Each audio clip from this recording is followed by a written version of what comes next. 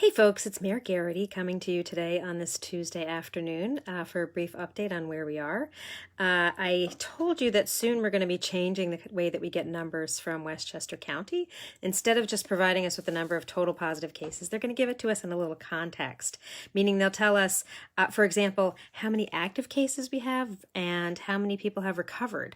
And those numbers will be a little less it takes a little more extrapolation to be able to come up with those numbers. But essentially, if somebody was tested positive 2 weeks ago, then by now they'd be considered recovered. So I'll look forward to having a deeper explanation from Westchester County as to where those numbers are coming from. And it should be helpful because it's also going to be happening at the same time that we are seeing a significant increase in the testing availability.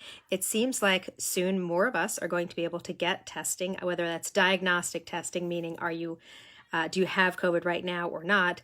And increasingly, we see a ramping up of the antibody testing being available from certain healthcare providers. Hopefully soon it will be available more readily here in Ossining as well. So once we have those numbers, that will in some ways tell us a much more accurate picture, particularly if we're talking about numbers of the people who are having the antibody test, and we really have widespread testing on that. That'll give us a better idea of who's had the virus and perhaps they didn't know about it, and that will help us understand how close we're getting to herd immunity. I don't think we're there yet, or certainly not. We know that the numbers are still increasing, but that's probably a more reliable number in some ways than just the total number of positive cases, because keep in mind that when we find out the total number of positive cases, that's as much as anything a reflection of how much testing is going on in a community, as well as obviously some communities are more likely to have transmission than other communities. If you're a community where people live in close quarters, or they pass each other on the street a lot, or that you have a lot of people who are essential workers and they're on the front lines and they're out there at grocery stores and whether they're working at grocery stores or they're our first responders, those are the folks who unfortunately are more likely to be exposed to the virus. So that will increase their likelihood of having the positive testing. But I am excited to see that the testing is ramping up, because that, as we know, is an essential step on the way to ever getting to open back up in some sort of phased approach. And we saw the charts from the governor this week of what the phased approach might look like in our 10 different regions. And I just want to clarify, we're considered the Mid-Hudson region here in Ossining, which I believe is 7 counties. We're the southernmost county there. It's also Rockland. It goes up to obviously Putnam, Dutchess, Orange, a whole bunch of northern counties, and I'm sorry, I'm not going to be able to come up with all of them. But there are the 10 regions, those are already established regions with those names and those established counties that the state is using, and they use those same regions when we apply for grants and things of that nature. I saw somebody on a social media post that said, why are we the Mid-Hudson region? But we just are always the Mid-Hudson region as far as New York State is concerned. But I did also want to talk about, give you a little update on the census. Our census numbers, our count is now up to 53%. I'm pretty confident we're going to surpass our 64% response rate that we had 10 years ago, partly because there's been a lot of work to get people to respond to the census. And it's been very coordinated, and we also have the benefit this time of people being able to respond online, which is easier for most people than have to do it on paper. And of course, you can still do it by phone as well, in any language. There are certainly more complications that make it more difficult. For starters, there are no enumerators that are going to be knocking on doors yet, and that would have been starting very soon, if not already. We've been hoping that it would be a lot of college students come home for the summer who are going to be knocking on doors in May, June, and July, and we don't know when that's going to start happening. But the good news on that front, as far as having the opportunity to be able to get more census responses, is that they have pushed the deadline for for how long they will be able to continue to collect census data.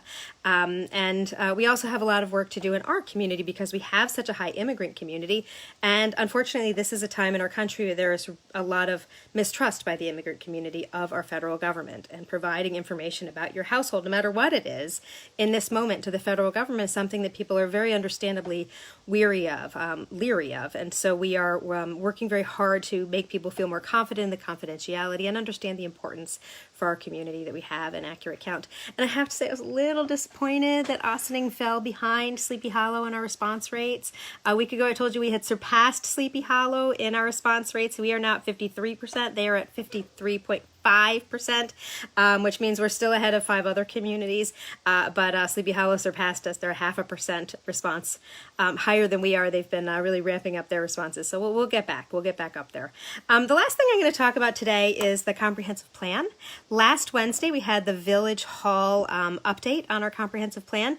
And one of the things that we talked about that you can do right now is to vote on what you think should be the name of our comprehensive plan.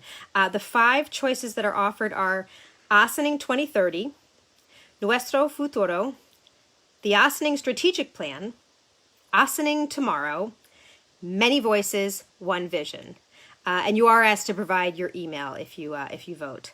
I assume that's so that we can keep in touch with you. So go ahead and vote. And I will say it's a little bit harder than I'd like for you to be able to find the voting information. I did link it in my Monday email to folks, but the way that I found it is I went to the Village website, and right on the home page, there's an icon that says Comp Plan or Comprehensive Plan. Click on that, and then you get to this section of the website that looks quite different than the rest of the website. It was created by our consultants, and they don't use our maroon color, so you'll know when you're there, and maybe that's a work in progress.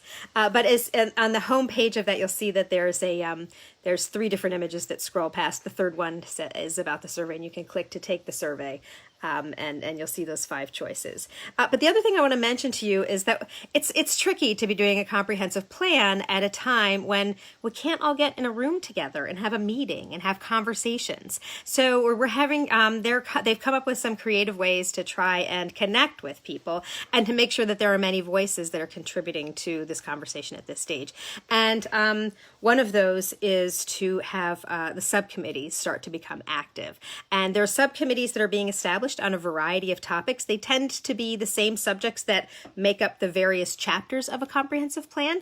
Our comprehensive plan is available for you to look at. If you go to the comprehensive plan section, there's a tab that says Documents. And as you look at that document, we've got a whole bunch of planning studies that have been done, some of them very recently. You know what I don't see on here? Anyway, there's a bunch on here. The 2009 Ossining Comprehensive Plan is on here. No, that's not what I was looking for. Okay. But there are a number of really fascinating documents there for you to look at, and you can look at our original comprehensive plan. But if you would like to serve on a subcommittee, we may have reached out to you. Maybe you're someone who already serves on another committee or is very active in some capacity in our community. If you're already on, for example, maybe you're involved in the Recreation Advisory Board, then maybe we'll be asking you to help us out in this way, specifically talking about recreation and parks, for example. Or if you're, you've served on the Historical Preservation Commission, maybe we'll ask you to help us out in looking at the comprehensive plan through the lens of historic preservation in our historic structures. So something along those lines. Oh my gosh, there's a message here from Joe Harrington, who I met when he was here from Ireland. It is nice to see you there, Joe. I hope all is well in your hometown. It's a tough time to be serving in a community and to be getting through just our regular day to day. So it's nice to hear from folks far and wide. I see that a friend of mine from Ohio is tuned in as well. Hi, Keith. Good to see you. If you are interested in serving, perhaps, on this committee, go to the tab that says Get Involved. Tap on that. And let's see if we can go to the Contact Us. What is it? Contact us. You could. No, I found it. Where was it? Oh, the team. Go to the team. There we go. You want to be part of the team. It tells you all the members of the comp plan steering committee and the board of trustees and the key staff members that are working on it. But over on the right-hand side, it says, apply to become a member of the steering committee. We're actually not looking for more applications for the steering committee itself, but we are now in the process of appointing people to serve on the subcommittees who will work with the steering committee on particular specialized aspects of the comprehensive plan. And the comprehensive plan is something that every municipality in New York State at least has, and it is the foundation of all of our zoning regulations. It helps us it is our vision for who our community is and will be for the next decade or so. Where will we have buildings? How tall will they be? What sort of activities would we like to see in one neighborhood or another? What sort of protections would we like to have in some of our environmentally sensitive areas? These are all the types of questions that the comprehensive plan helps lay out for us. And then we cannot have any zoning regulation that is in conflict with our comprehensive plan. So as I said, the comprehensive plan is the foundation for all of our zoning regulations. So anything that gets built, anything that is reviewed by our land use boards and is approved and gets a building permit must be in compliance with the comprehensive plan. The one we have right now is 11 years old, which is actually not that old for a comprehensive plan. The one that we replaced 11 years ago was many decades old, and that's not unusual, unfortunately. But it's been 10 years, and we know there are some updates that we should probably be making, and it's also a really good time to touch base with our community. It's a little tougher to do that right now. We actually started this ball rolling and knew we wanted to do this a year and a half ago, so we're finally getting to the point where we're really starting to engage the public. So I encourage you to please respond to any surveys that we put out. The first one that came out is pretty simple. It's just asking you to suggest the vote on the name for the committee, but there will be many more things like that if you're up for giving a little more time. If you have a particular area of expertise in our community where you would like to have a constructive voice in helping us figure things out, then please either apply to be a member of the steering committee and just explain that you really want to be on the subcommittee. You can always email me. You can email our village manager, Karen Dettori, at kdettori@villageofossining.org. Her email address is also on the village website. And just say, hey, and I'm really interested in learning more. I have a particular interest in the environment, history, whatever it is that you have a particular interest in, and we'd probably be really excited to have you participate in some way, shape, or form. So I think that's it for this evening. I should say, if you want to watch the entire meeting that we had last Wednesday, the Village Hall with the comprehensive plan presentation and discussion, that is available on our YouTube channel. And I will say I was pleasantly surprised. There were as many as 30 people attending that Zoom virtual meeting at last Wednesday. And actually, our community is so incredibly engaged. Last June, we had our first public meeting in an evening at the library, and we had over 50 people come to that, many of whom I had not met before.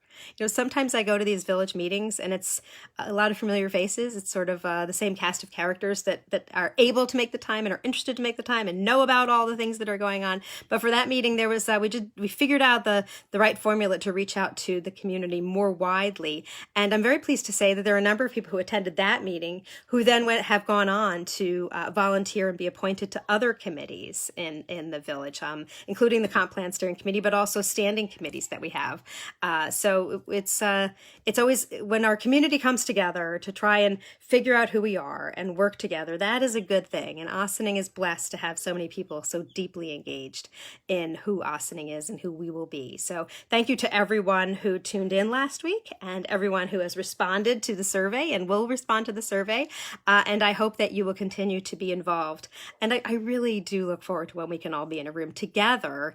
It's becoming like a distant memory what it's like to have 30, 40, 50 people in a room all trying to figure things out together, or even, 10 of us in a room trying to figure something out together. I look forward to that happening again. In the meantime, sometimes Zoom is more convenient, so tune in when you're invited. I hope to see you there.